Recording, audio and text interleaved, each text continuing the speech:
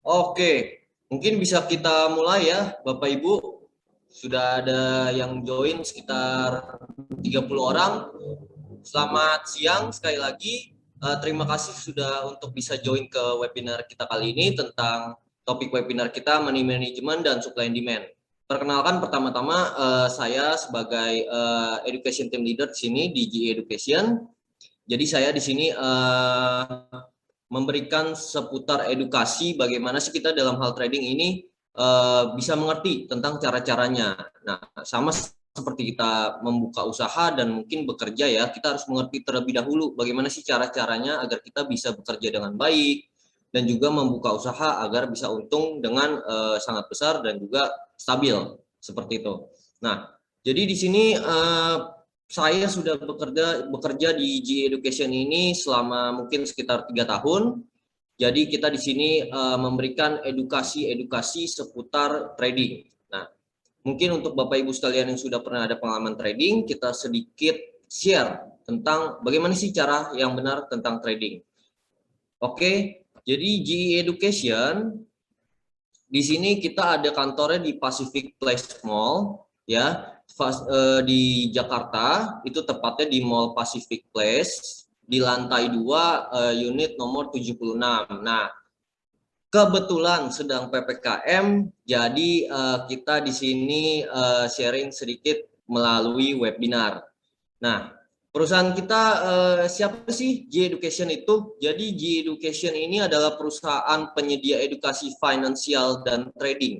Jadi kami mempunyai sekitar 200 kantor cabang ya di 14 negara di dunia dan berkomunikasi lebih dari 10 bahasa dunia.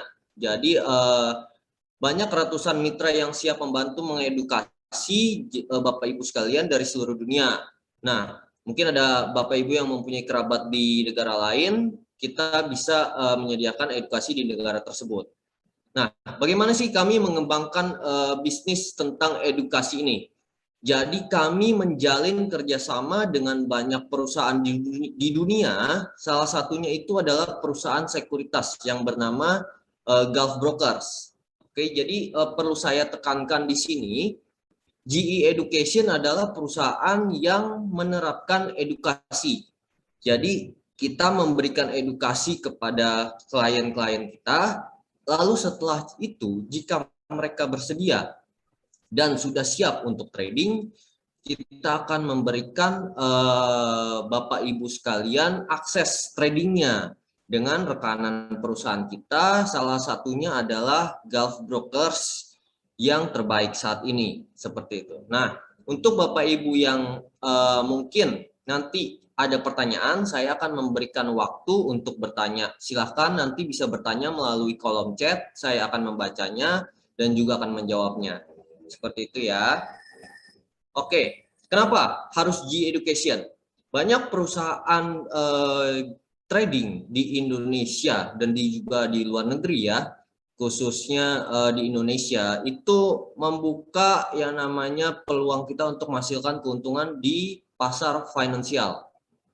Nah, G Education ini kita membuka perusahaan kita melihat bagaimana sih di Indonesia itu banyak orang yang trading, melakukan investasi saham atau trading di forex, mereka belum mendapatkan edukasi. Jadi mereka asal ikut seperti mungkin pas zamannya kripto kemarin ya, banyak yang join, banyak yang pemula, tapi mereka nggak dapat edukasi, mereka sekedar ikut-ikutan saja.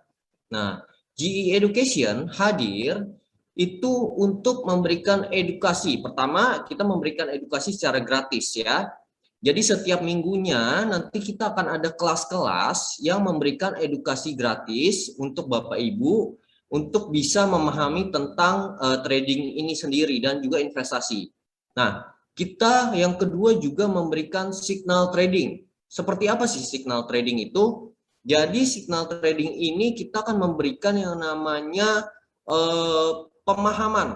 pemahaman atau mapping ya, bagaimana rencana tradingnya dan juga bagaimana kita bisa mengelola trading kita secara benar. Dan juga signal trading ini salah satunya mungkin Bapak Ibu bisa melihat peluang apa yang bisa saya hasilkan contohnya di pasar financial market ini. Nah, yang ketiga, kita mempunyai juga program khusus ya Bapak Ibu untuk klien di GE Education. Nah, ini dihadirkan oleh perusahaan terbaik kita, Gulf Brokers. Jadi perusahaan broker, perusahaan trading yang memberikan program khusus. Nah, nanti saya akan jelaskan program khususnya apa saja. Kita akan masuk ke topik selanjutnya. Oke. Nah, di sini kita akan mulai tentang money management ya Bapak Ibu. Pertama untuk di awal ya tentang money management, contoh money management yang simple di kehidupan kita sehari-hari. Pada saat kita mempunyai contoh, kalau kita bekerja ya, kita mempunyai gaji di angka 10 juta. Nah, 10 juta ini kan kita sudah berencana, kita sudah punya rencana money manajemennya. Kita akan membeli apa, kita akan membuat tabungan itu dari gaji 10 juta. Contoh, kita akan membuat tabungan 2 juta. Nah, per bulannya saya sudah merencanakan, nih gaji 10 juta saya akan tabung 2 juta untuk masa depan saya. Terus juga misalkan contoh saya akan merencanakan 2 jutanya lagi untuk saya bisa mungkin membayar listrik, air, untuk kehidupan saya sehari-hari dan selanjutnya. Nah, sisa mungkin rencana masing-masing dari kepada orang itu sendiri. Nah, itu contoh money management yang simple pada kehidupan sehari-hari. Nah, apa yang baik dan buruk dari money management seseorang? Contoh, kita akan masuk ke dalam hal trading ya. Money management itu kita tidak bisa mengatur gerak harga ya Bapak Ibu. Jadi kita di sini nggak tahu harga ini akan bergerak kemana dan tidak bisa kita menjadi peramal. Contoh, harga telur. Harga telur kan kita nggak akan bisa tahu dan mengatur bagaimana harga telur itu akan berada di level angka berapa. Contoh untuk 1 kilogram telur sekarang mungkin sekitar di angka 25.000 atau 24.000. Kita nggak bisa mengatur harga itu di angka 50.000. Nah, itu basicnya dari adanya permintaan dan penawaran. Di mana permintaan dari telur tersebut tinggi, maka harganya akan bergerak tinggi. Dan juga dilihat dari persediaan telur itu sendiri. Kalau persediaannya rendah, ya makanya harganya akan naik seperti itu. Nah, komponen dalam trading yang bisa kita kontrol secara nyata itu adalah money management. Nah, karena hal ini sepenuhnya berada di tangan Bapak Ibu sekalian. Money management yang baik adalah bagaimana kita bisa mengontrol. Pertama, itu psikologis kita. Bagaimana kita mempunyai contoh uang 5 juta yang money manajemennya baik itu mungkin kita akan saving untuk tabungan. Money management yang buruk ya mungkin difoya-foyakan untuk membeli sesuatu barang yang kita ingin banget dan juga mungkin itu nggak penting untuk kehidupan kita sehari-hari. Nah, money management yang baik dapat menyelamatkan dari kesalahan analisa pasar. Kenapa seperti itu? Contohnya gini ya Bapak Ibu ya, money management yang baik kita contoh ingin membeli 1 lusin pensil, tapi kita mempunyai uang yang lebih. 1 lusin pensil contohnya di harga 20.000. Tapi karena kita mempunyai uang yang banyak di angka 50.000 contohnya, saya mau beli lagi ini bagus nih kayaknya. Nah, ini berpengaruh lagi ke psikologis Bapak Ibu bagaimana, secara perlu atau tidak perlu. Kalau yang diperlukan hanya sebesar 1 lusin ya kita cukup membeli untuk hanya 1 lusin saja. Jangan dilebih-lebihkan karena hanya melihat pensil itu bagus, desainnya bagus, atau menjadi barang yang terkenal di pasaran seperti itu. Next ya, contoh penerapan money management. Jadi contoh praktis penerapan money management itu pada kegiatan trading sehari-hari itu menggunakan perhitungan yang sederhana. Ambil contoh 2 orang trader ya, kita ambil contoh di sini.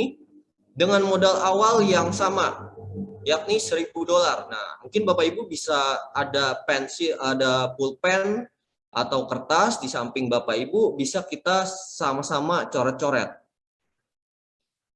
Saya ulang, ambil contoh 2 orang trader ya dengan modal awal yang sama, yakni contoh $1.000 dan mengalami loss 5 kali berturut-turut ya. Kita ambil contoh kalau dia loss 5 kali berturut-turut. Nah, trader A, contoh trader A memiliki toleransi resiko, jadi dia sudah menerapkan nih toleransi resikonya, saya mau rugi hanya 2% aja dari modal per tradingnya. Per tradingnya jadi contohnya begini ya, dia membuka transaksi di forex, contoh pair euro USD. Nah, dia membuka trade itu 1 kali dengan risiko kerugian 2%. Kenapa kita membicarakan kerugian atau risiko? Pastinya dalam hal membuka bisnis, dalam hal kehidupan aja kita pasti mempunyai risiko ya Bapak Ibu ya. Nggak mungkin kita nggak punya risiko. Nah, contoh trade pertama, dia punya modal $1.000. Nah, kita ambil kerugian dia, oh ternyata 2%-nya $20. Artinya modal yang dia punya sisa 980. Trade kedua, trade ketiga, trade keempat, dan trade kelima masing-masing 2% juga. Jadi sisa modal yang dia punya adalah $906. Nah, setelah 5 trade, A mengalami modal awal mengalami penurunan sekitar 10% dari modal awal $1.000. Ya, oke, sebentar. Ini ada yang mungkin Bapak Ibu sekalian mohon maaf, ada yang mungkin menerapkan coret-coret ya di screen Zoom-nya, mungkin bisa tolong dihapus atau mungkin ada yang kecoret yang coretan merah ini ya Bapak Ibu, mungkin bisa dihapus. Oke, kita lanjut ya. Setelah ini kita memiliki trader B. Trader B lebih agresif, jadi dengan toleransi resiko 10% per tradingnya. Trader B ini sudah ingin mau, resiko saya ambil deh 10%. Saya mau untung lebih banyak, saya ambil resiko 10%. Oke, contoh trader pertama yang dibuka, trading pertama yang dibuka dengan $1.000 modal awal, dia mempunyai risiko 10%, artinya dia rugi $100. Nah, modal yang dia punya sekarang hanya $900. Trade kedua ini ada $900. Sisa modalnya yang sebelumnya ya. Nah, 10%-nya 90%, artinya sisa $810. Jadi setelah 5 kali trade, dia rugi 10%, 10%, 10%, 10%, modal awal B merosot menjadi sekitar hanya tinggal 40%. Kita lihat yang trader A, dia memiliki resiko rugi 2%. Hanya 2%. Modal yang dia punya sekarang lebih besar daripada trader B. Trader A penurunan sekitar 10% saja setelah melakukan 5 kali trading. Nah, modal yang dia punya sekarang hanya 906. Tapi trader B lebih rendah lagi setelah dia mengambil resiko setiap tradingnya 10%, modalnya merosot. Ya, hanya sampai sekitar $592. Nah, itu pentingnya money management. Pada kasus ini, trader B akan mengalami tekanan psikologis. Seperti yang saya bilang di awal, tekanan psikologis penting. Nah, pada akhirnya sering kesulitan mengambil keputusan. Wah, trader B ini mengalami rugi sekitar 40%. Psikologisnya terganggu, dia ingin menghasilkan atau mengembalikan uangnya kembali, dan dia membuka transaksi yang membabi buta untuk memberikan modal dia kembali ke awal. Nah, jadi di sini kita mementingkan money management sama juga dengan mementingkan psikologis kita sendiri. Kita nggak bisa ya namanya membabi buta untuk melakukan trading. Kita harus menentukan dulu planning trading kita seperti apa. Dan juga harus disesuaikan dengan modal yang kita punya, yaitu money managementnya juga harus diperhatikan. Sama contohnya kalau kita membuka usaha. Kita kan contoh, kita ingin membuka usaha kopi ya. Bapak Ibu, membuka usaha kafe kopi. Nah, kita kan sudah melihat modal yang kita punya contoh 500 juta. Planningnya kita apa? Kita membeli kopi dananya sekian. Kita membeli bangku, membeli meja, membeli mesin kopi. Nah, keuntungan yang saya hasilkan nanti akan berapa? Kita melihat dari penjualan kopi tersebut. Nah, dalam setahun mungkin dari menjual 1000 cup kopi, saya akan balik modal. Contohnya seperti itu. Itu adalah money management. Nah, mungkin sampai sini ada yang ingin ditanyakan dulu Bapak Ibu? Pak Kevin, mohon maaf saya potong ya. Mungkin kita bisa reset ini ya Pak, reset share screen biar coretannya kehapus jadi Bapak Ibu tidak terganggu. Oke, bisa lanjut Pak Kevin di share screen lagi. Terima kasih. Oke.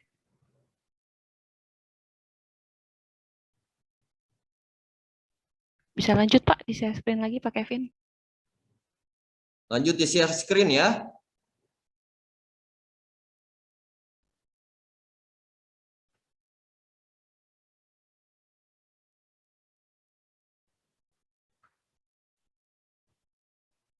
Oke, mungkin Bapak Ibu ada yang mau bertanya, silahkan memasukkan pertanyaannya di kolom chat. Nanti saya akan menjawab tentang money management. Saya berikan waktu sekitar 5 menit untuk Bapak Ibu bisa bertanya.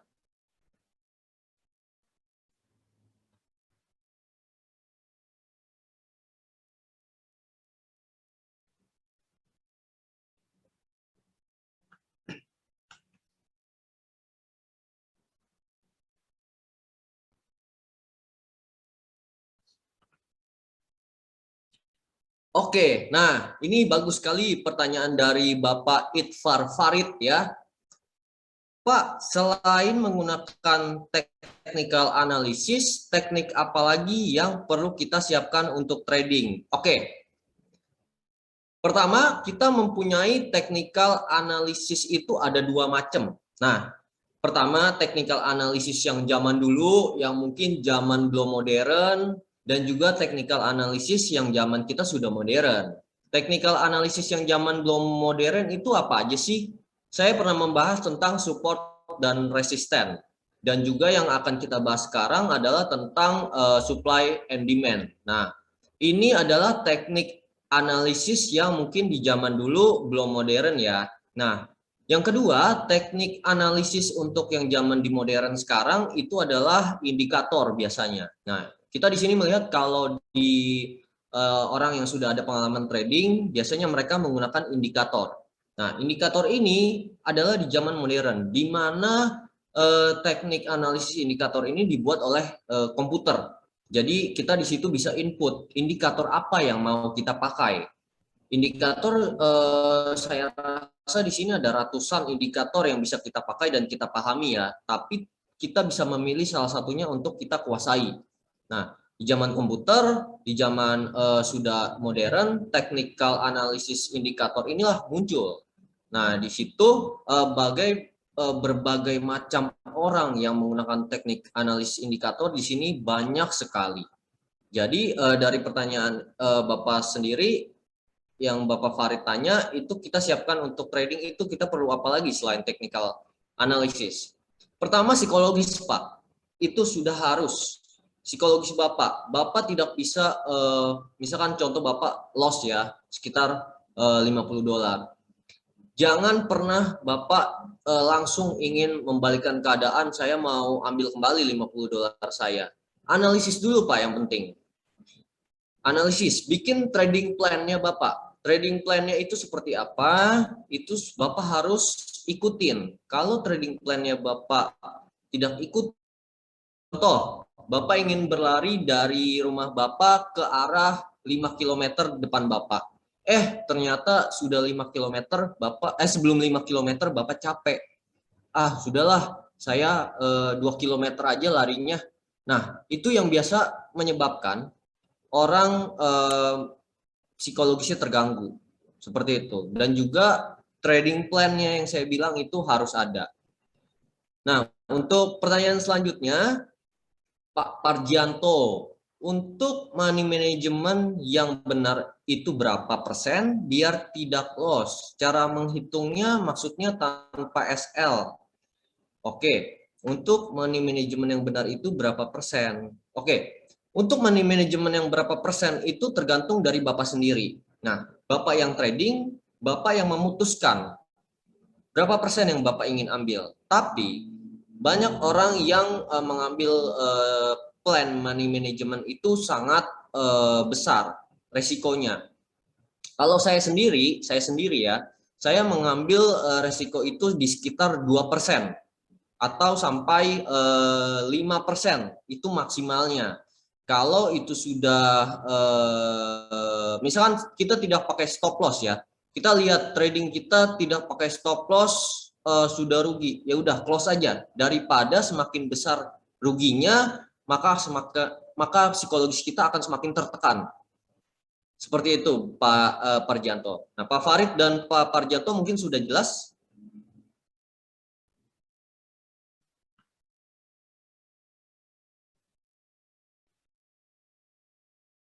Oke, untuk yang lainnya mungkin ada pertanyaan lagi. Untuk yang mungkin ada yang pemula, baru ingin belajar tentang trading, saya akan memberikan kesempatan satu lagi pertanyaan.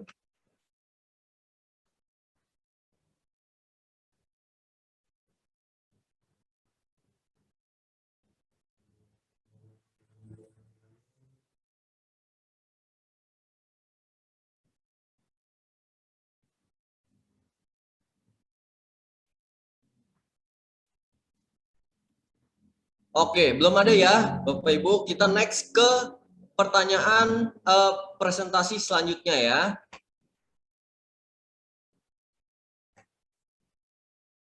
Oke, sebelum itu saya akan membahas contoh keadaan market. Jadi mental note ini bagi full timer ya. Jadi full timer ini contohnya yang dia trading terus, memperhatikan chart terus, mau menghasilkan keuntungan dari trading. Jadi ini full timer contohnya bekerja di dalam hal trading. Dan juga ada juga trader yang yang part timer. Nah, part time ini jadi dia mungkin sambil kerja sambil trading atau sambil liburan sambil trading. Jadi mereka bisa menggunakan yang dinamakan dalam hal trading itu ada stop loss dan take profit. Jadi itu untuk mengelola resiko yang kita sudah tahu, nanti kita sudah pasang di mana areanya, tapi kita nggak perhatikan, tiba-tiba nanti ke area itu nanti akan otomatis tertutup sendiri. Nah, contoh dalam penggunaan pair Euro GBP ya, jadi ini ada pair dalam forex ya, mata uang euro dan pound sterling. GBP ini Great Britain Pound Sterling untuk yang pemula. Jadi di mana untuk money management kita gunakan risk ratio RR itu 1:3, 1% resiko, 3 kali keuntungan. Jadi Anda bisa gunakan minimalnya ya Bapak Ibu, risk ratio ini minimalnya 1:2. Nah, Bapak Ibu bisa lihat chart di sini ya. Nah, chart di sini di Euro GBP kita sudah melihat chart. Oke. Nah, di chart ini saya akan melihat keadaan di mana titik support dan di mana titik resisten. Nah, setelah melihat kondisi Euro GBP di time frame yang harian, itu kiranya saya sudah memutuskan menjadi seller ya Bapak Ibu. Jadi ini posisi sudah di area atas ya.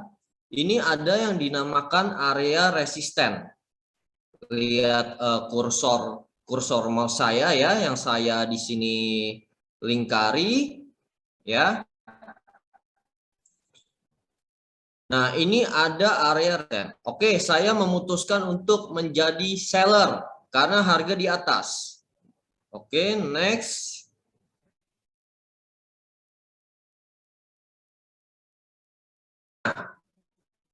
Loncat ke time frame H4. Artinya dari setiap satu candle saya di sini melihat ada satu candle ini pergerakannya 4 jam. Jadi setiap satu candle itu pergerakannya 4 jam. Nah, saya sudah menentukan di sini. Nah, melihat harga yang bergerak antara 61,8 sampai 86%, sekiranya saya memutuskan untuk entry, ambil posisi sell.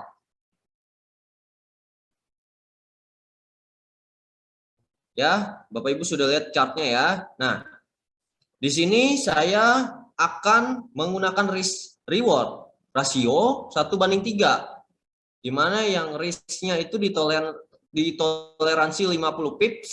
Pips itu satuan dalam forex ya, Bapak Ibu. Langkah selanjutnya adalah mencari lokasi di mana saya akan memasang stop loss. Nah, di sini ada chart di Euro GBP di time frame H4 atau 4 jam. Saya melihat di sini saya akan mengambil posisi sell yang centang biru. Oke, saya akan menerapkan stop loss di area atas ini ya, karena di sini ada area resisten yang kursor saya bergerak ini. Nah, di manakah saya akan mengambil profit?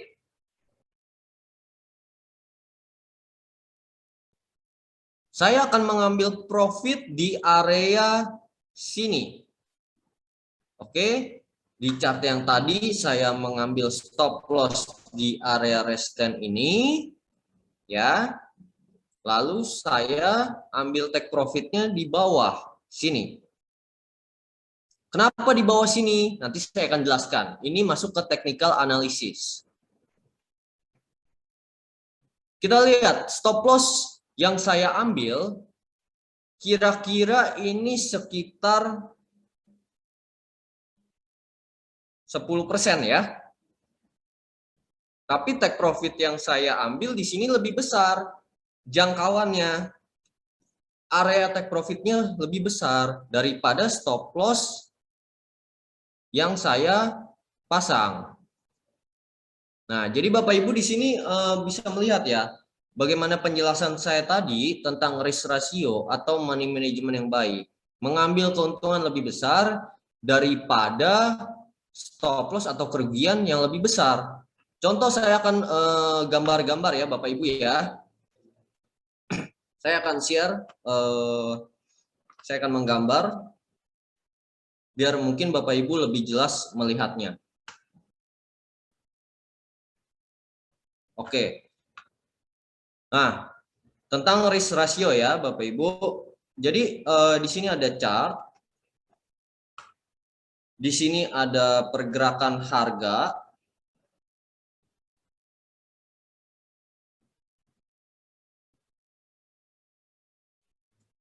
Nah, di manakah saya akan mengambil stop loss? Saya sudah lihat di sini ada area resisten.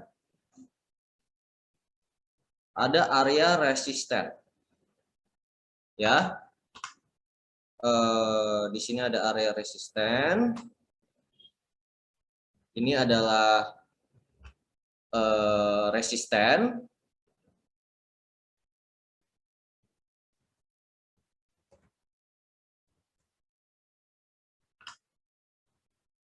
Nah, harga kan terakhir di area ini ya Bapak Ibu ya, di area yang harga di sini.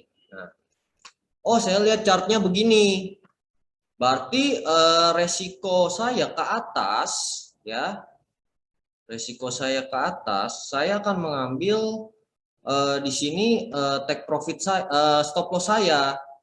Jadi stop loss saya di area ke atas ini lebih kecil daripada area area support saya. Nah, saya akan ambil posisi di area ini, ya Bapak Ibu.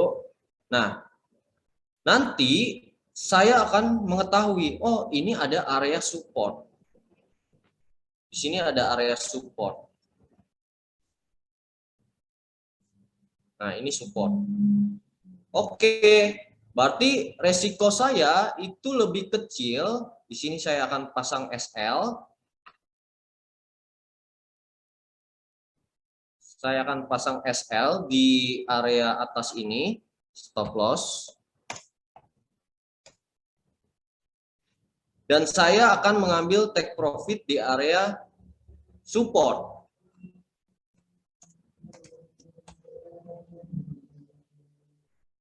Jadi di sini pergerakan harga yang sudah saya tentukan, saya akan memprediksi harga ini akan turun ke area take profit ini, ke area support. Karena di sini ada area resisten. Jadi perbandingan kerugian saya bisa rugi hanya mungkin 20 pips, tapi saya bisa untung ke bawah itu sekitar 70 pips. Seperti itu. Nah, sampai di sini sudah jelas ya Bapak Ibu ya.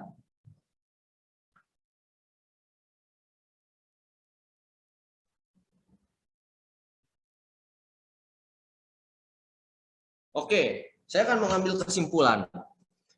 Pertama, gunakan persentase resiko yang mampu dikelola. Kedua, posisi trading yang harus tidak melebihi toleransi yang mampu dikelola. Ketiga, ikutin.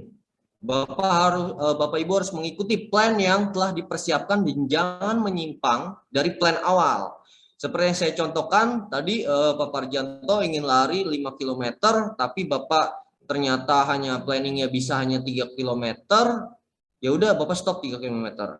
Nah, plan itu harus kita rencanakan dari awal dan penuhi di awal.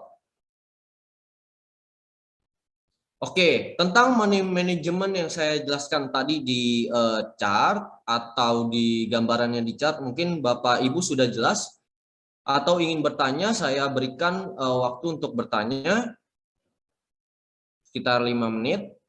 Bisa cantumkan di kolom chat.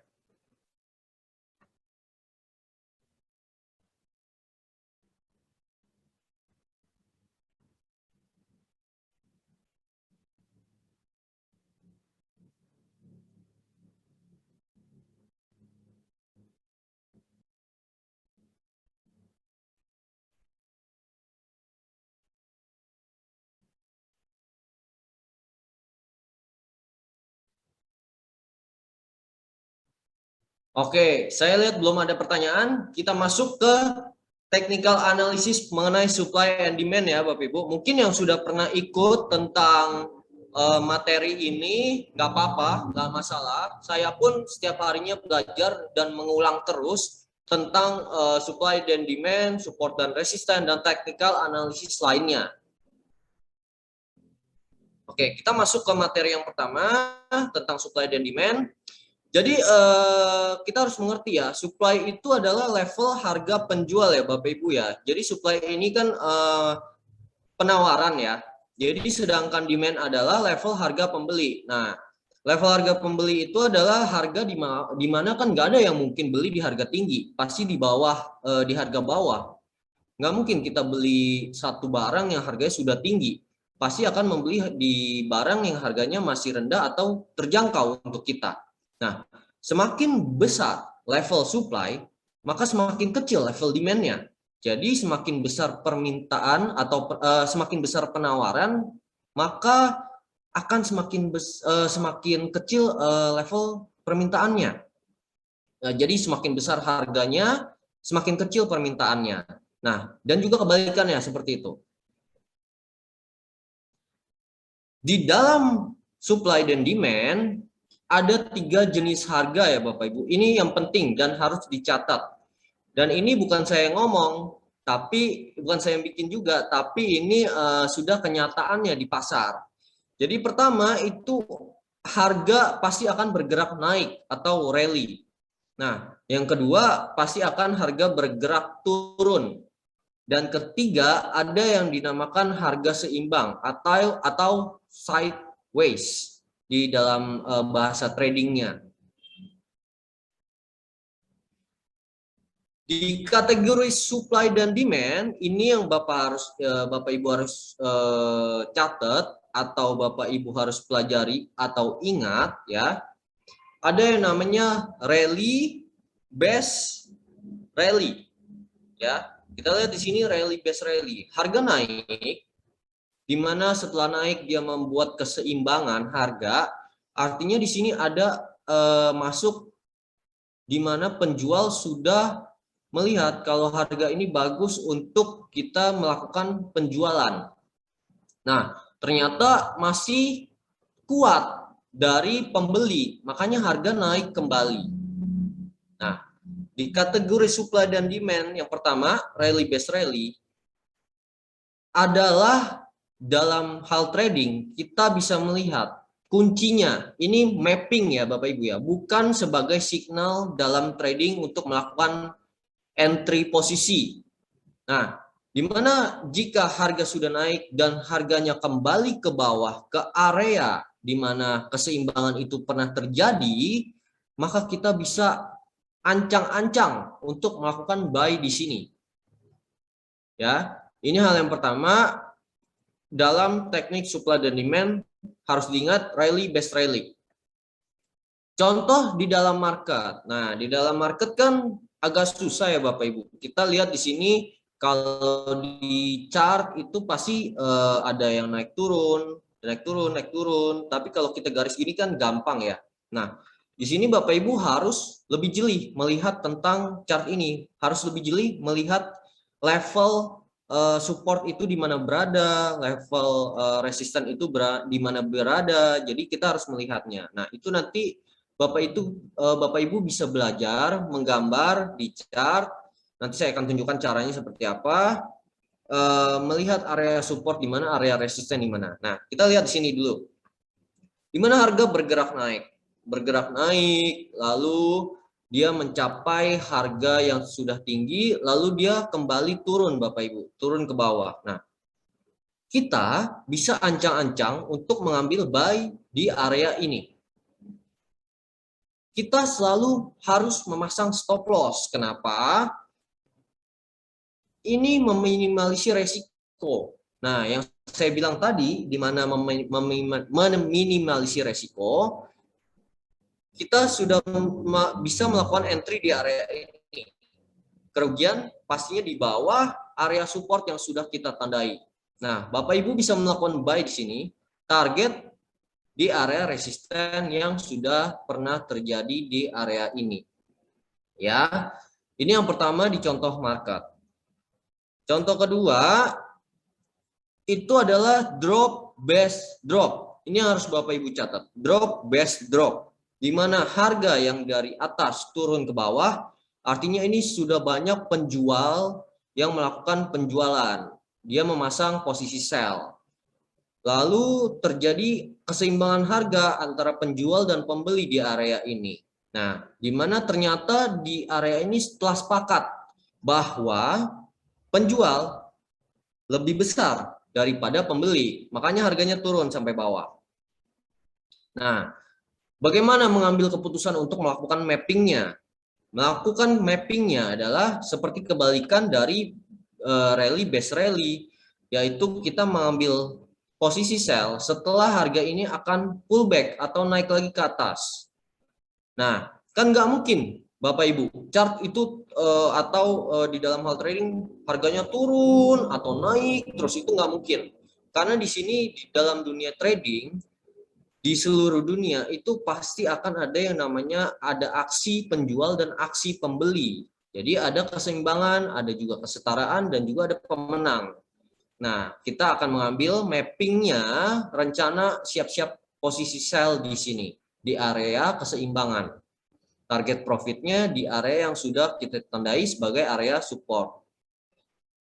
Contoh di market, seperti ini. Ini ada chart. Nah, harga turun di kiri atas turun, dia membuat keseimbangan, lalu dia turun ke bawah. Nah, kita lihat di sini, di mana kita bisa mengambil posisi sell. Saya sudah menggambar di sini ada area keseimbangan. Lalu saya menitik beratkan, saya akan mengambil posisi sell di area yang sudah saya tandai kotak biru ini. Nah, kalau harganya sudah mencapai di sini, dia menyentuh sedikit saja, ternyata saya pasang posisi lebih atas, tidak kena dong posisi saya, ya udah. Jangan memaksakan untuk mengambil entry langsung atau secepatnya saya melihat di sini tidak kena nih posisi saya. Jangan. Masih banyak kesempatan di lain waktu. Oke, ambil take profitnya di area yang sudah menjadi area support.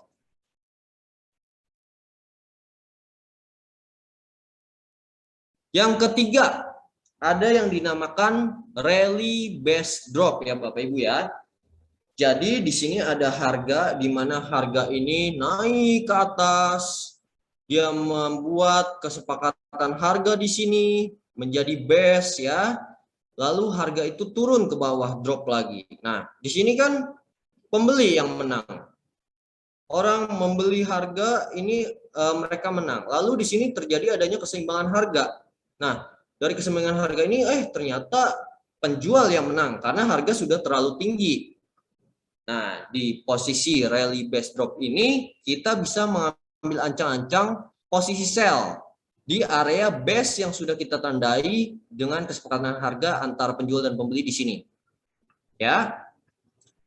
Ini hanya mapping. Jadi kita tidak bisa langsung mengambil entry. Untuk pelajaran selanjutnya kita akan mempelajari nanti ya webinar selanjutnya mungkin bagaimana signal yang valid untuk kita bisa mengambil entry. Nah, ini contoh market, Nah, di mana harga ini dari bawah ya, di sebelah kiri naik ke atas. Nah, saya menyetujui di sini ini adalah area resisten, Kenapa saya melihat di sini ada area resisten? Saya lihat lagi di sebelah kirinya mungkin. Di sebelah kiri mungkin ada kesepakatan harga lagi di mana harga itu membuat area ini berhenti di sini. Harga ini berhenti di sini. Saya menggambar di sini adalah area resisten. Harga turun ke bawah. Oke, saya sudah menentukan saya akan pasang posisi sell di sini. Target profitnya di mana? Target jangan maruk ya sampai ke bawah, tapi kita bisa mengambil area di mana posisi level support itu pernah terjadi di sini. Berarti target profitnya saya di sini. Gitu. Nah, ini 4 kriteria dalam supply and demand yang Bapak Ibu harus mengerti. Pertama, rally based rally. Kedua, itu adalah drop based drop. Ketiga, rally based drop. Keempat adalah drop based rally. Nah, mungkin ada pertanyaan sampai di sini untuk Bapak Ibu sebelum saya lanjut untuk ke menggambar titik itu di chart. Saya beri 5 menit untuk Bapak Ibu, mungkin ada yang mau bertanya.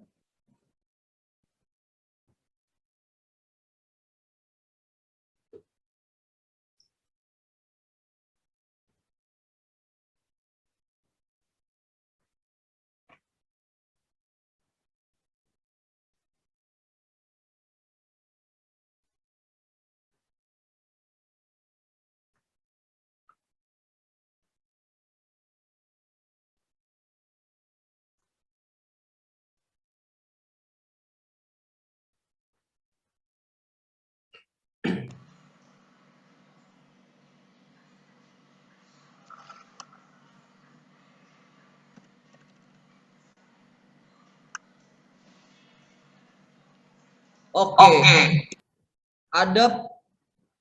Ada pertanyaan dari Pak Simon Malun. Ya, should we always do both open buy and open sell?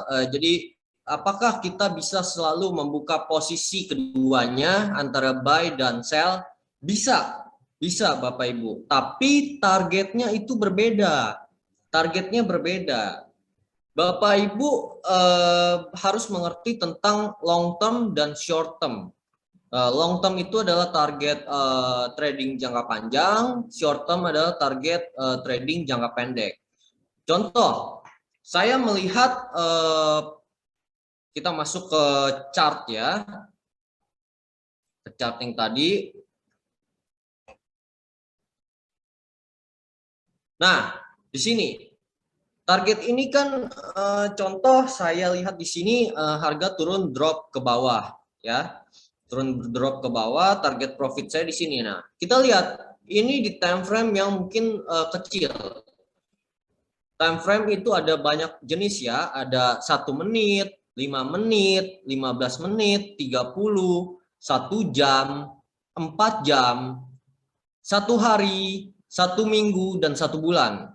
Nah, kalau saya mau pasang posisi sell di 1 jam misalkan ya, daily trading harian. Nah, saya sudah menentukan saya akan posisi sell. Tapi saya bisa memasang posisi buy di long term-nya, di mungkin target profit saya jauh di atas 1 minggu, seperti itu. Atau Bapak Ibu bisa menggunakan itu di time frame yang berbeda. Contoh Euro USD, Bapak Ibu pasang posisi sell. Atau di saham, Bapak Ibu bisa pasang posisi buy untuk jangka panjang, seperti itu. Nah, Pak Parjanto menanyakan itu berlaku di semua pair dan time frame ya Pak? Betul sekali Pak, ini berlaku di semua time frame dan di semua pair yang Bapak lihat, yang Bapak analisa. Jadi di sini kita nggak hanya menentukan di time frame berapa, nggak bisa seperti itu. Untuk Pak Muhammad Arai Kostako menanyakan, baiknya analisa langsung time frame 4 jam atau jika main short term langsung analisa time frame 5 sampai 15 menit untuk gold. Oke. Oke, ini pertanyaan bagus untuk Pak Muhammad Arai. Saya akan share bagaimana sih cara saya menganalisa time frame. Nah, pertanyaannya gini, bagaimana sih analisa time frame itu bagusnya di H4 langsung atau di 5 sampai 15 menit di gold? Oke. Nah, Bapak, jadi untuk menganalisa time frame itu kita bisa menganalisa di semua pair.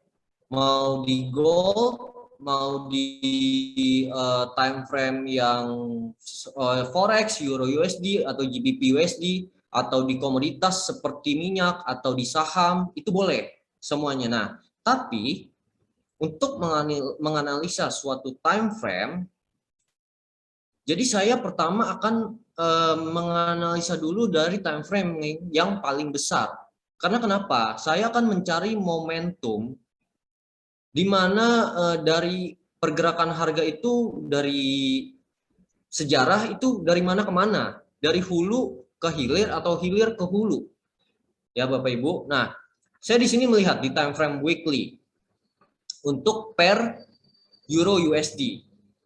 Saya melihat, oh, di sini ada titik resisten. Ya. Titik ini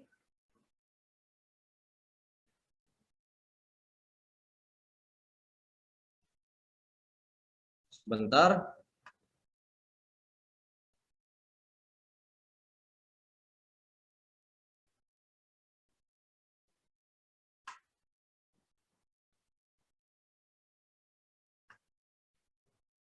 Oke, titik ini area merah yang saya kotakin. Oh, saya melihat di sini ternyata ada area resisten. Oh, ternyata saya lihat lagi ke kiri nih, Bapak. Ke kiri, ternyata di sini ada juga area resisten ya. Kita lihat di sini ada area resisten ya. Nah, berarti saya sudah menentukan di sini ada area resisten yang kenapa harga ini bisa berhenti. Di sini saya sudah melihat, sebentar saya mungkin warnanya jangan merah ya.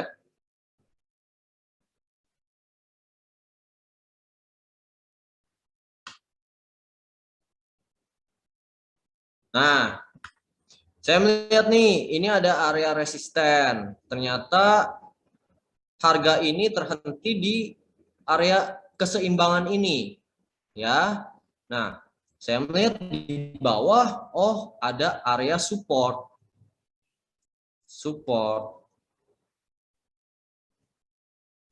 Oke, ini kan time frame weekly. Artinya saya di sini melihat dari hilirnya dulu.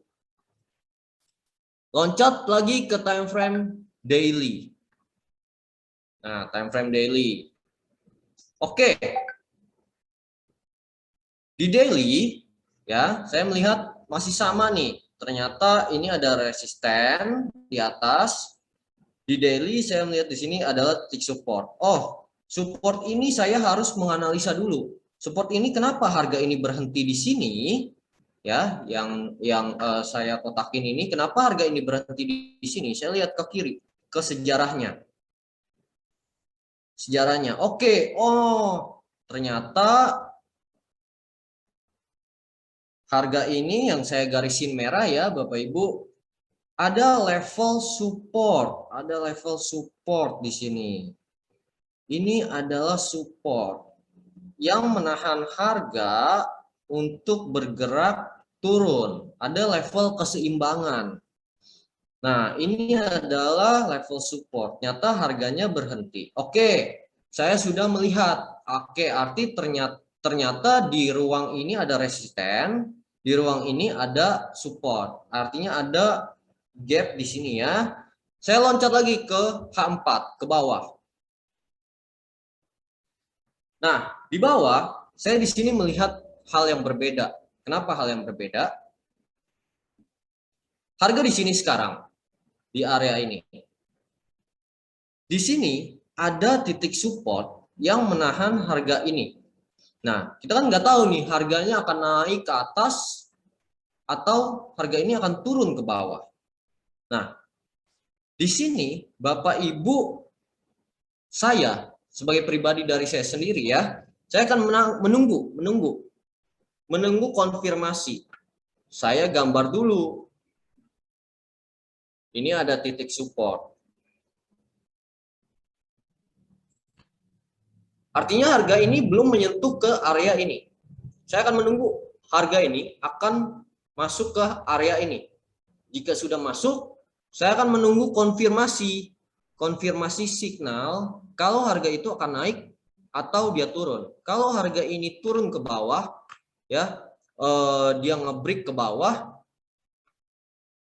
berarti saya nggak akan langsung ambil. Saya akan menunggu lagi. Nah, jika harga ini sudah turun ke area ini lalu dia naik, maka saya akan mengambil posisi di area sini. Nah, di sini pun saya akan mengambil buy.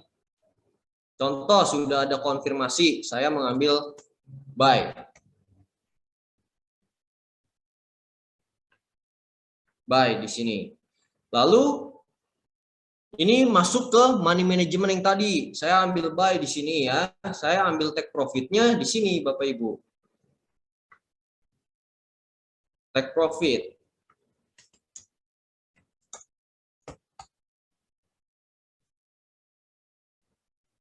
Nah, risk ratio yang saya gunakan cukup besar keuntungan saya. Saya pasang stop loss di bawah sini, di bawah area kotak ini, dan saya akan mengambil take profit di area ini, resisten ini. Nah, kan rasio kerugian saya bisa dibilang sangat kecil. Tapi keuntungan saya dari sini sampai ke sini itu sangat besar. Begitu. Nah, Kalau di analisa ini kan untuk analisa long term ya. Untuk short term, kita lihat lagi, loncat lagi ke time frame yang paling bawah. H1. Oke, ternyata rencana trading saya masih sama untuk di H1. Masih cukup sama. Nah, untuk M15 contoh, saya ke bawah ke M15. Nah, di sini kan kita lihat lagi M15 udah berbeda nih. Ini biasa orang masuk ke trading harian atau scalping ya Bapak Ibu ya. Trading cepat di menit time frame M15. Saya lihat di sini. Seperti yang saya tadi bilang ya, di sini ada area rally ya, rally base, ini bisa dibilang base rally. Nah, ini kan kita lihat, oke, ternyata ini ada area keseimbangan di sini. Lalu saya lihat di sini ada area resisten. Nah, ini rally base rally ya. Nah, pada saat harga ini masuk ke sini, saya akan mengambil posisi buy dengan konfirmasi. Lalu saya akan ambil take profit di area ini. Nah, ini untuk rally base rally yang tadi saya bilang. Nah, jangan menunggu harga ini sampai mau ke atas lagi, nggak bisa. Kita harus ambil take profit di area itu. Seperti itu. Nah, untuk pertanyaan dari Bapak tadi Pak Arai, baiknya analisa langsung time frame H4 atau jika main short term langsung analisa time frame M5 sampai 15. Jadi sudah jelas ya Bapak Arai ya. Jadi kita nggak bisa analisa langsung di time frame tertentu, tapi kita harus analisa bagaimana harga itu terjadi dari yang paling besar, dari sejarah harga. Itu sangat penting. Karena kalau misalkan Bapak Ibu contoh ini.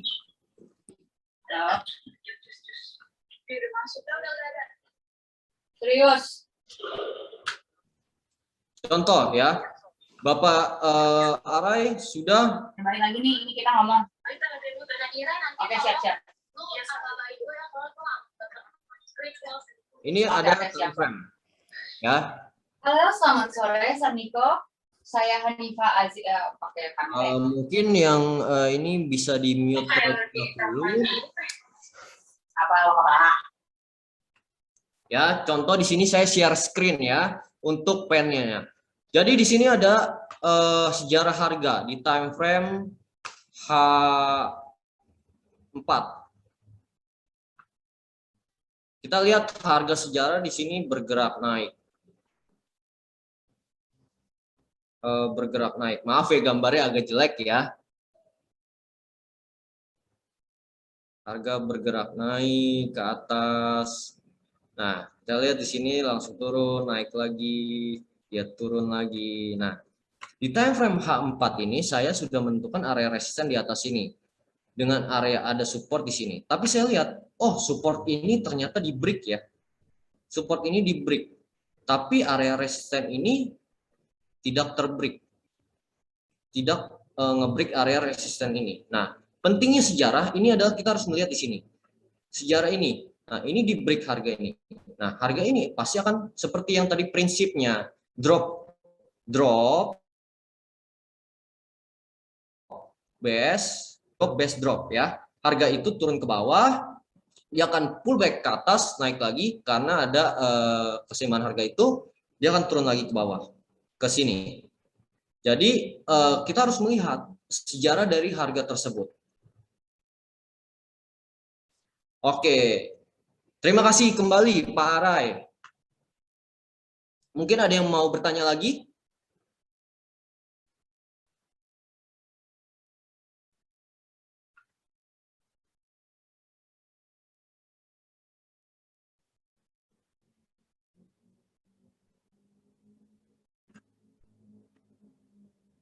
Oke, belum ada ya. Kita akan masuk ke topik selanjutnya. Topik selanjutnya di sini adalah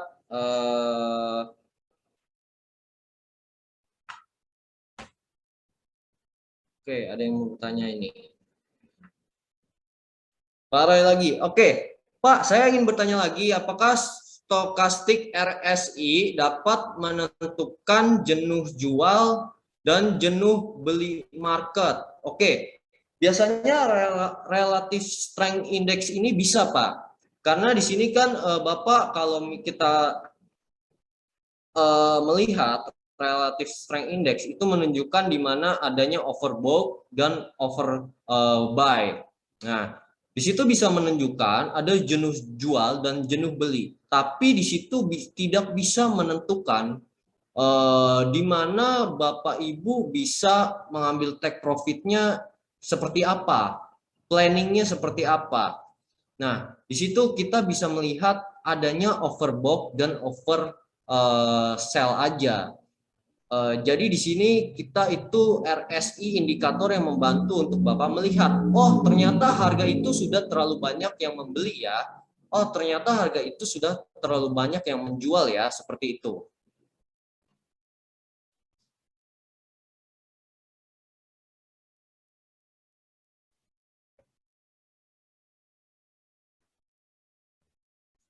Oke, Pak Are mungkin sudah cukup jelas untuk pertanyaan tadi yang sudah saya jawab.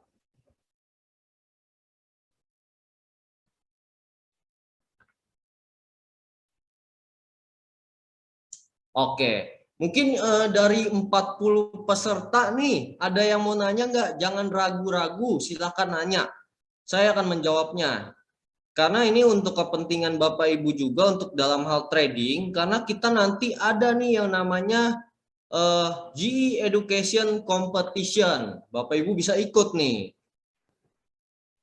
Pak Kevin, maaf, mungkin kalau dari Bapak Ibu yang masih kurang jelas bisa ditanya aja bagian mana yang mau diulang. Boleh ya Pak Kevin ya? Boleh, boleh, silakan.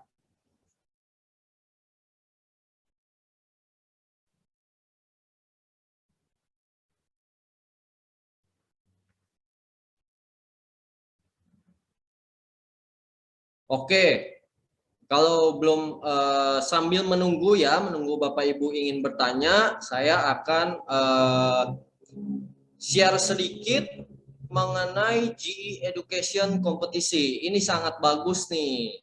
Kompetisi yang diselenggarakan oleh GE Education dan juga oleh tim kita. Oke, sebentar. Saya akan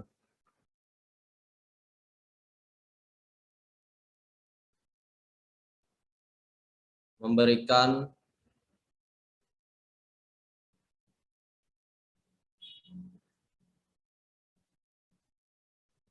Pak Kevin, kayaknya ada yang PPT terbaru deh yang tentang TNC yang ada sudah dimasukkan TNC yang terbaru.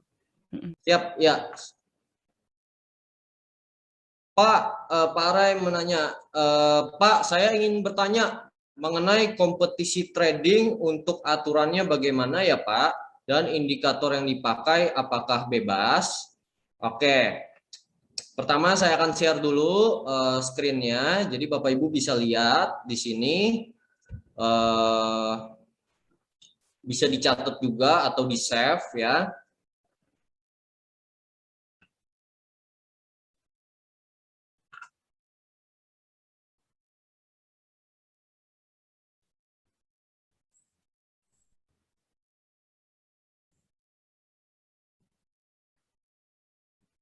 Nah, sudah kelihatan ya Bapak Ibu ya?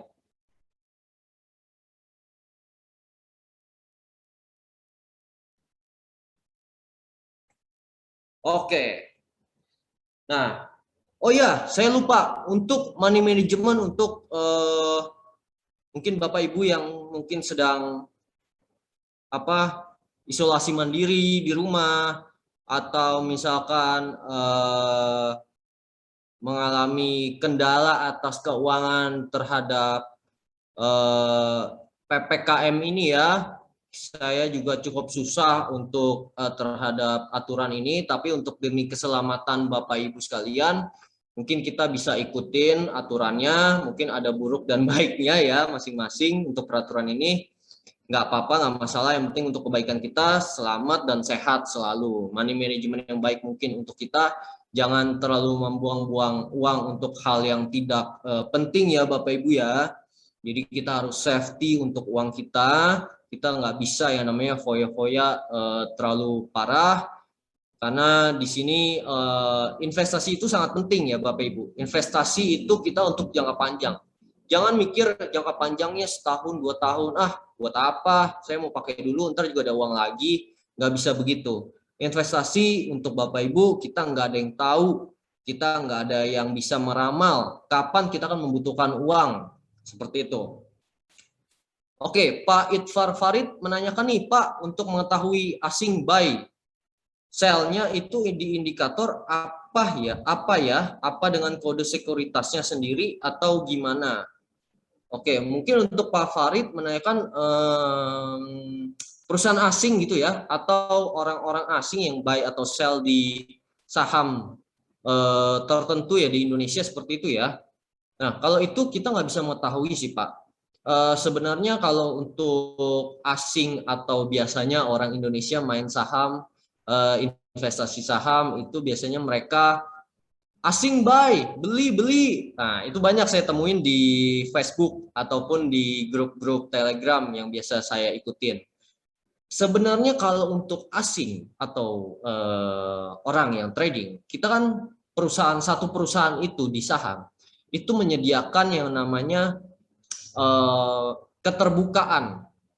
Siapa saja bisa membeli saham tersebut. Nah, bedanya saham itu mereka mungkin lebih cenderung adanya pengaruhnya ke kapital mereka ya. Jadi kalau sahamnya naik berarti kapital dari perusahaan tersebut naik. Tapi kalau saya sendiri, ini menurut pendapat saya ya Pak Farid, untuk asing itu ya itu nggak terlalu mempengaruhi. Yang mempengaruhi adalah news. Pertama, contoh kalau di Indonesia, kemarin diberitakan PPKM akan diperpanjang 6 minggu lagi, saham langsung anjlok. Nah, itu kan membuat kekhawatiran antara penjual dan pembeli. Contoh saya membeli saham BCA ya. Saya melihat berita tersebut. Nah, teman-teman saya misalkan ada 1.000 orang. Woi, saya memberikan berita, PPKM bakal 6 minggu lagi diperpanjang, panik. Nah, itu adanya kepanikan dari buyer dan seller untuk menjual saham yang mereka miliki.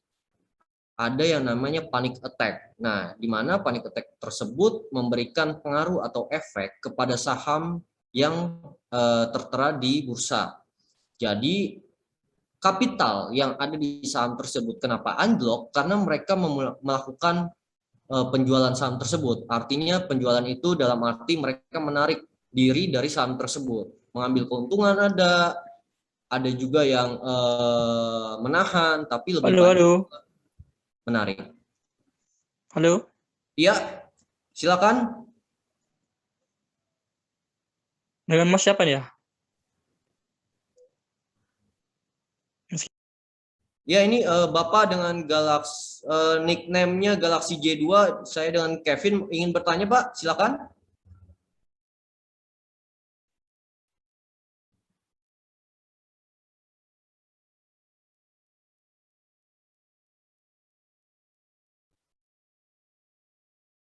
Oke, Pak Farid, mungkin sudah cukup jelas ya untuk pertanyaan yang tadi ya.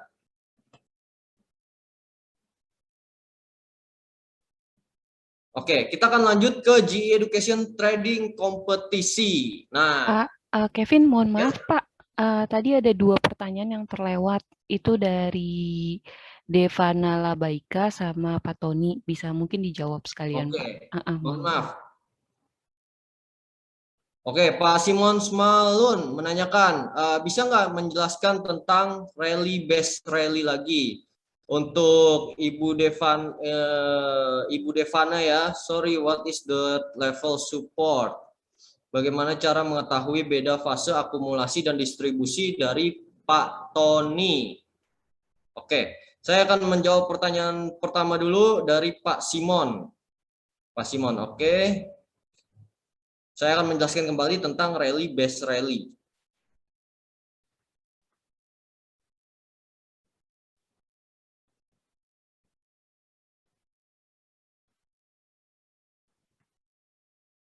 Nah, Pak Simon, jadi begini, kita lihat di chart GBP USD ya. Oke. Nah, di sini kita melihat ke harga yang sebelumnya. Harga sebelumnya di sini sebelah kiri yang saya lingkari dengan kursor ini adalah harga di mana pernah terjadinya antara penjual dan pembeli. Harga yang bergerak. Nah, kita melihat harga ini naik. Dia melakukan kenaikan harga, lalu dia berhenti di area ini. Nah, area ini lalu dia menjadi mengalami kenaikan lagi, ya. Nah, ini bisa dibilang adalah di mana konsep dari rally based ya rally, atau ya saya ambil contoh gampangnya deh, Pak, agar kelihatan lebih jelas ya.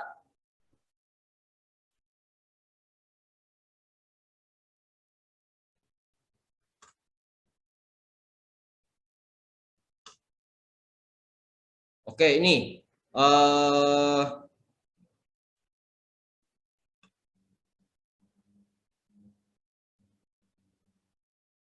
oke, ada pertanyaan lagi. Oke, nanti saya akan jawab. Pertama, terlebih dahulu ini dulu.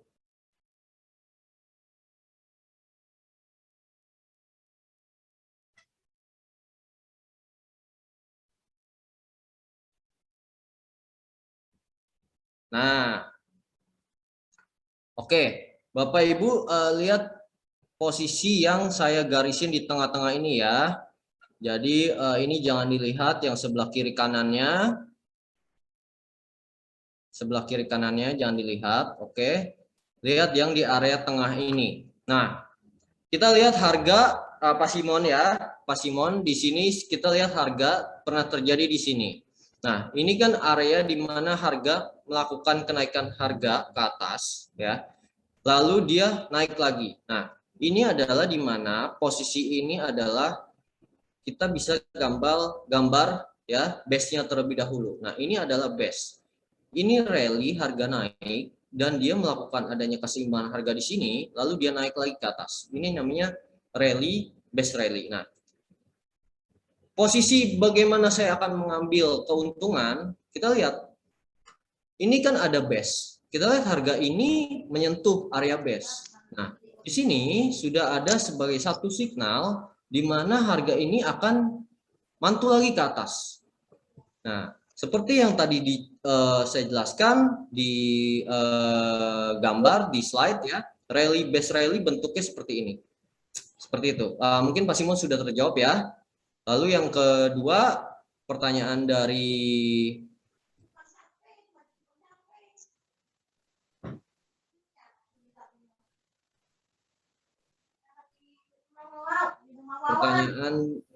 kedua dari Pak, saya ingin bertanya mengenai kompetisi trading. Oke, itu pertanyaannya saya akan skip dulu. Oke, level support Ibu Devana, level support. Level support.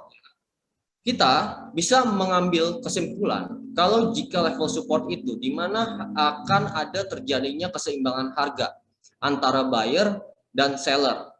Nah, contoh gampangnya kita lihat di sini. Contoh gampangnya. Sebenarnya banyak keseimbangan harga yang bisa kita lihat di chart ini. Di chart ini. Nah, di mana terjadinya adanya keseimbangan harga, ya Bapak Ibu. Ini adalah keseimbangan harga yang saya kotakin hijau. Yang saya kotakin hijau. Nah, ini kan ada keseimbangan di mana ada buyer, seller, buyer, seller, buyer, seller. Nah, keseimbangan itu ini juga ada ini. Ini juga ada. Ini juga ada area ini. Nah, ini adalah keseimbangan harga, di mana harga itu memantul naik turun dengan tidak range yang begitu jauh. Ya, semakin banyak harga yang bergerak di area itu, maka semakin bisa kita simpulkan itu adalah area support. Begitu juga area resisten, sama juga. Bedanya area support di level bawah, area resisten itu di level yang atas. Ini adalah level area support, ini adalah level area resisten. Nah, pertanyaannya sudah menjawab Ibu Devana ya. Untuk Pak Tony, bagaimana cara mengetahui beda fase akumulasi dan distribusi? Oke, mohon maaf saya kurang menangkap pertanyaannya. Mungkin akumulasi dan distribusi. Untuk Pak Farid, oke, sudah terjawab.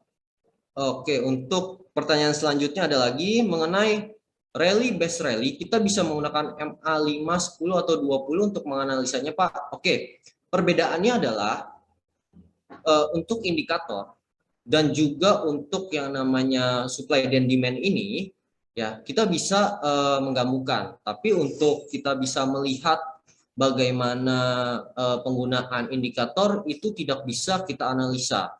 Kita menganalisa supply dan demand itu berdasarkan dari pergerakan harga, bukan dari indikator. Contoh, kalau saya masukkan indikator di sini.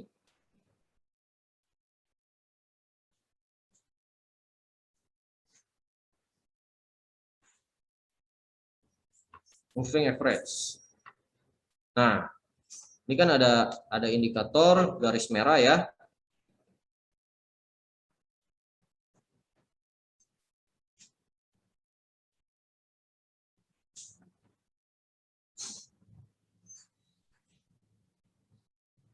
Saya ganti dulu garisnya. Mohon bersabar. Saya ganti ke warna biru. Oke, nah kita lihat di sini. Indikator ini itu mengikuti pergerakan harga dari candlestick, Bapak Ibu. Jadi kita nggak bisa menganalisa indikator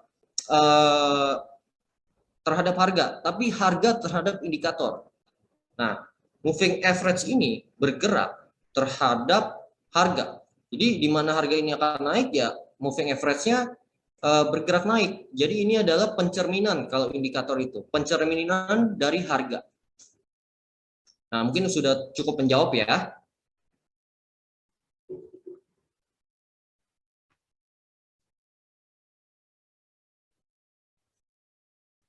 Oke, mungkin untuk pertanyaannya sudah cukup. Kita akan mengadakan yang namanya, Bang, oke, Pandi, satu lagi ya Pandi ya. Bang, biasanya pakai garis MA berapa? Kalau saya sih nggak pakai indikator. Saya menganalisa market itu tidak memakai indikator, tapi saya menganalisa dari pergerakan harga. Karena kita lihat kalau di sini ya,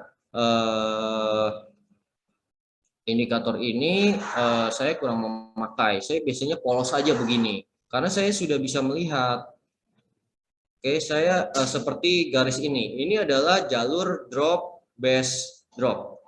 Nah, saya sudah bisa melihat kalau ini adalah area di mana saya sudah menentukan sebagai area resisten.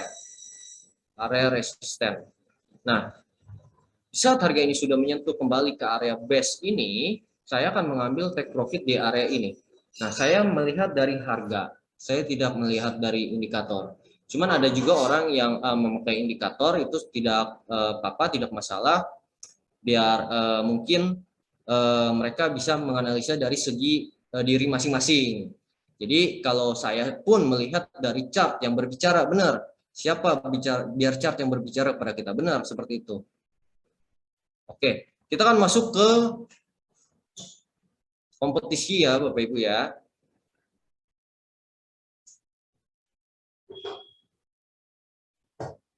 Nah, G-Education kompetisi. Saya akan menjelaskan tentang hadiah-hadiahnya dulu. Oke. Untuk juara 3, Bapak Ibu akan mendapatkan TV LED 24 inch senilai 1.500.000. Ya. Dan juga ini paket lengkap edukasi voucher senilai 12 juta. Jadi nanti kalau trading kompetisi ini Bapak Ibu berhasil memenangkan, mendapatkan paket lengkap edukasi voucher dan juga LED TV. Juara duanya mendapatkan uang tunai senilai 2.500.000 cash atau transfer ya mungkin, dan juga voucher belanja senilai 500.000 dan juga paket lengkap paket lengkap edukasi voucher senilai 12 juta. Yang pertama, nah ini juara pertama akan mendapatkan uang tunai senilai 4 juta rupiah dan voucher belanja senilai 1 juta rupiah dan juga paket lengkap edukasi senilai 12 juta rupiah. Karena kan ilmu mahal ya Bapak Ibu ya. Bagaimana kita bisa memenangkan hadiah-hadiah ini? Syarat dan ketentuannya. Oke, mungkin bisa dilihat dengan jelas ya, Bapak Ibu bisa mencatatnya. Kompetisi ini terbuka untuk klien yang baru join dan klien GE Education yang sudah pernah bergabung dengan GE Education. Kompetisi ini dimulai tanggal 16 Juli 2021. Artinya besok ya Bapak Ibu. Nanti malam deh, jam 12 kita sudah mulai. Nah, Bapak Ibu bisa memulai mengikutinya jam 12 malam ini untuk bisa meregistrasi mendaftarkan akun. Setelah itu selesainya tanggal 16 Agustus 2021. Nah, untuk nomor 3, kita bisa meregistrasi atau mendaftarkan melalui isi formulir ya. Periode registrasi ini terbuka dari 8 Juli 2021 sampai 16 Agustus 2021. Satu akun hanya bisa memenangkan satu peringkat 1, 2, dan 3. Jadi Bapak Ibu bikin akun trading untuk memenangkan kompetisi ini dan untuk bertrading dengan Gulf Brokers. Nah, ini bisa dikontak masing-masing dari tim salesnya atau Bapak Ibu bisa mengontak kita. Setelah itu membuat satu akun. Nah, satu akun ini hanya bisa memenangkan satu peringkat. Ya. Yang kelima adalah melakukan deposit minimal 1,5 juta rupiah. Minimalnya 1,5 juta. Nah, kalau Bapak Ibu mempunyai modal lebih, bisa memasukkan lebih, terserah. Yang keenam, trading dilakukan pada instrumen forex, komoditas. Komoditas itu ada gold, ada minyak, ada kopi, ada garam, ada biji besi, dan lain-lain. Ada juga di saham dan cryptocurrency. Tradingnya minimal 30 lot. 30 lot untuk instrumen saham ya Bapak Ibu. Perhitungan trading satu lot sama dengan peraturan Indonesia itu 100 lembar saham. Ya. Pemenang yang ketujuh, pemenang ditentukan oleh profit terbesar yang akan dihasilkan setiap nominal deposit tidak ditotalkan ya. Jadi contoh gini, Bapak Ibu sudah deposit pertama di minimal 1,5 juta rupiah. Lalu deposit kedua kali nih, mau nambah profitnya lebih besar nih. Contohnya Bapak Ibu deposit 3 juta. Nah, deposit 3 juta itu tidak dihitung menjadi syarat untuk memenangkan. Jadi yang dihitung adalah profitnya saja. Yang ke-8, hasil pemenang akan diumumkan 20 Agustus 2021 jam 3 sore. Nah, ini peraturannya bisa dicatat. Mungkin ada pertanyaan dulu sampai di sini.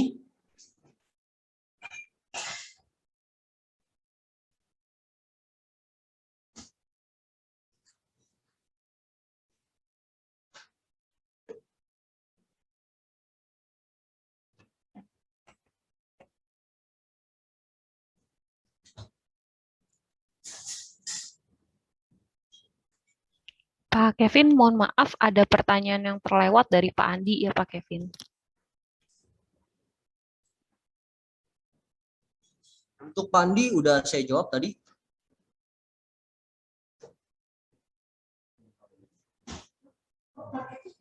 Pertanyaan Pak Andi tadi sudah saya jawab ya Ibu kita. Oke Pak Kevin, terima kasih.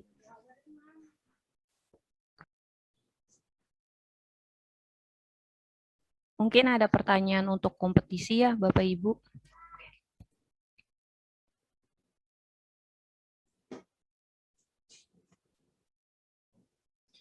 Oke, ada pertanyaan dari Pak Rai. Apakah dalam satu platform boleh main di 3 macam? Contohnya kripto, forex, dan gold. Boleh Pak, itu terserah Bapak bebas. Misalkan saya punya satu akun trading. Saya mau trading di forex, mau trading di kripto, saya buka 1 lot atau saya buka 2 lot. Itu terserah Bapak. Yang penting nanti untuk memenangkan kompetisi ini, profit yang Bapak itu yang dihitung. Gitu.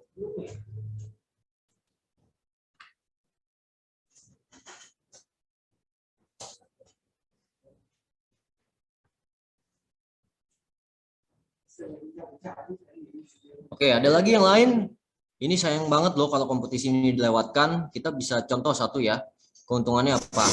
Kita mendapatkan edukasi setiap minggu. Nanti Bapak Ibu akan kita edukasi dari webinar. Yang kedua, Bapak Ibu dapat keuntungan profit. Nah, yang ketiga, Bapak Ibu kita akan memberikan signal trading. Signal trading itu berupa mapping. Yang saya tadi sudah sampaikan di awal, ada signal trading program kita dari G Education. Signal trading itu berupa mapping. Nah, kalau mapping itu tercapai, Bapak Ibu bisa melakukan pembelian atau penjualan trading dari signal tersebut.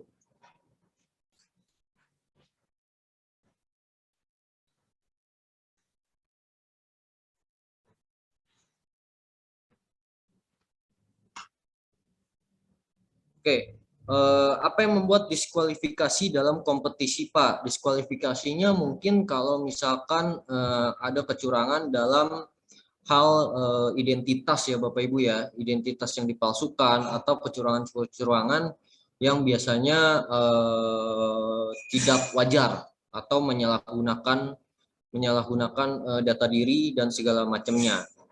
Nah, kita bisa lihat nanti kecurangan apa yang dilakukan, kita bisa pantau seperti itu.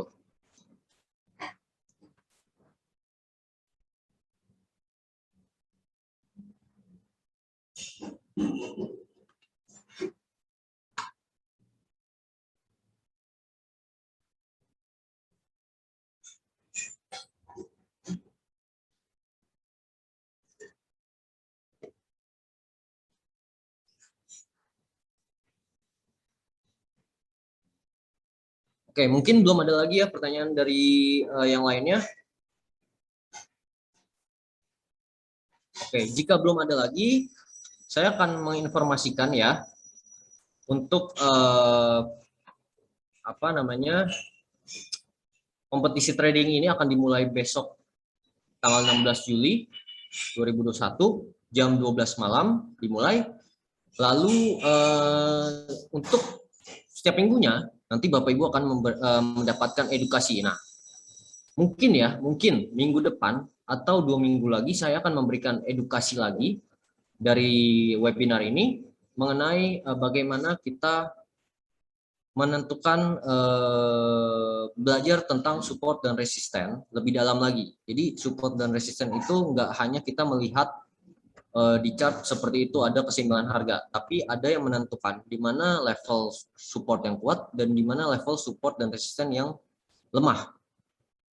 Nah, untuk webinar kali ini mungkin sudah cukup sampai di sini. Bapak Ibu terima kasih atas waktunya. Saya akan menginformasikan kembali kalau ingin Bapak Ibu mengikuti kompetisi trading ini, pertama Bapak Ibu bisa memenangkan hadiah yang sudah saya tadi sampaikan. Juara 1 Bapak Ibu akan mendapat uang tunai, voucher belanja, dan juga paket lengkap edukasi. Kedua, uang tunai senilai 2.500.000, voucher belanja 500 dan juga paket lengkap. Nah, juara ketiganya LED TV dan juga paket lengkap edukasi.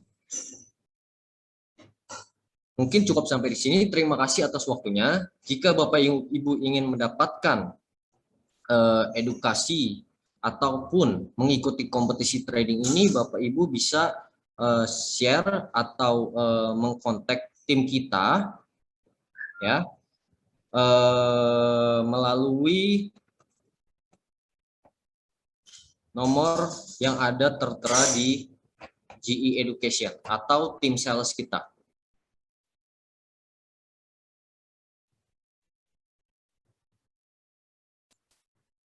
Oke, mungkin bisa menghubungi juga dari sosial media. Oke, terima kasih banyak atas waktunya. Saya dengan Kevin, terima kasih, selamat sore. Terima kasih banyak Pak Kevin.